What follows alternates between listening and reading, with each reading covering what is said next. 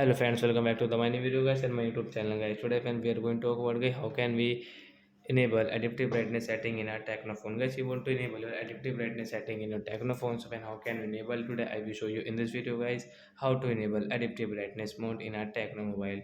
So before starting video friend, first of all go and subscribe the channel guys. Click the bell icon and like my video. So when we will on our phone setting to enable adaptive brightness. So after on phone setting as you can see this type of setting in your Tecno phone. So then how can you enable it? And open your display and brightness setting. As you can see second option adaptive brightness. Guys tap here. Once you want to enable your adaptive brightness.